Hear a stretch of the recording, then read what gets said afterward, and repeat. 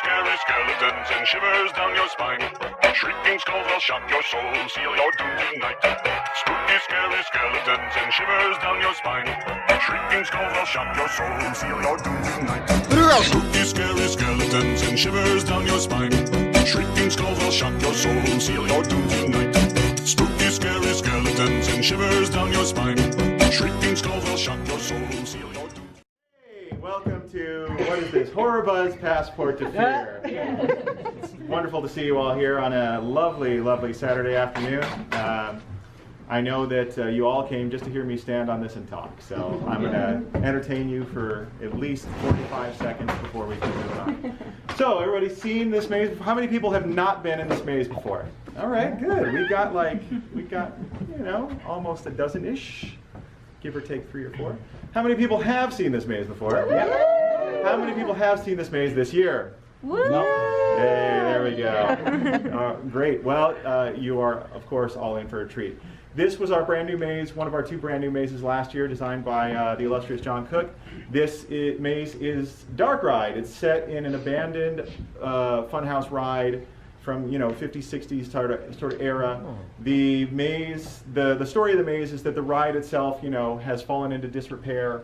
This type of thing isn't that popular anymore, so it's closed down, it's been abandoned, and they sent everybody away, and they closed the building up. Well, unfortunately, a lot of the weirdos that worked the thing didn't have anywhere else to go, and they're sort of a little bit the bloodthirsty killer kind of thing going on. So they're like, hey, if this thing's closed, maybe we can go back there and kill some people and it'll be great. So that's what you're going to see.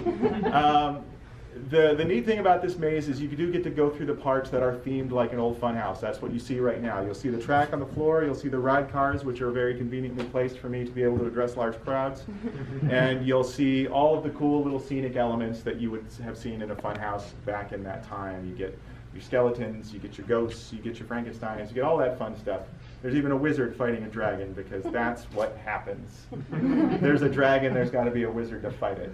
Otherwise, we're all going to get scorched, I guess.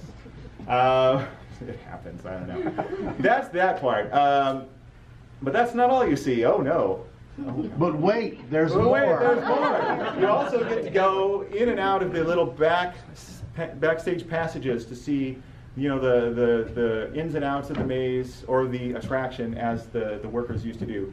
The neat thing is about this, we really emptied out our props department to use a lot of old stuff that has a lot of Scary Farm and Knott's Berry Farm history.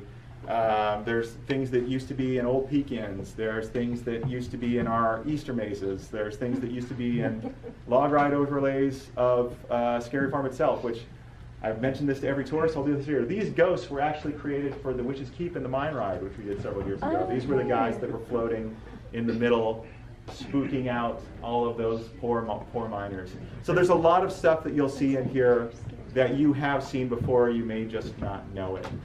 There's a great Easter egg. There used to be a Pekin in Ghost Town called Mother Murphy's Boarding House where a family was eating Thanksgiving dinner. It was somebody threw it together in an afternoon because the heads weren't that good of the people eating. It was there 30 or 40 years until they finally removed it and put in Doc Walker's dentistry. But the little boy eating dinner, his head is in that first row. Are you talking about the Murphy family? It's the Murphy family, yeah. You can see his head there. It's the bug-eyed kid. He's still waiting for dinner. He's still waiting. With the one eye Now he rolling. is dinner. So Dark Ride was a brand new maze at Scary Farm last year, and I have to say that it was probably one of my favorites. I just love the concept of the creepy old abandoned Dark Ride and the evil killer clowns that live in there now. And I love the lights on tour because you got to see everything that went into this maze, all the details, and I just think that's amazing. Something else I really loved about this maze in particular is that it used a lot of old props from other mazes. Apparently, it used a lot of old props from not only Scary Farm, but just different events that happened throughout Knott's during the different seasons, which I think is super cool, especially when you're going in through the storage room, which we haven't gone through yet, but they have a bunch of different props from all the years of Knott's history. Another thing I really enjoyed about going through with the lights on is that they kind of just let you loose, and you could take pictures and kind of goof around, which was very fun because I do enjoy goofing around at times. You don't really have like the time to like stop and take pictures because it's high intensity and there's a lot going on. You're getting scared, you're getting like a bunch of things thrown at you, and you don't really have time to stop and goof off and take pictures. This part was super cool. This little Frankenstein zombie guy has been used in a bunch of different things throughout Scary Farm. And it was cool because Gus Kruger, one of the maze designers, who, if you've seen some of Knott's videos, you've probably seen Gus Kruger. He said that he has been in tons of different things. This room was super cool because it was filled to the brim with Easter eggs.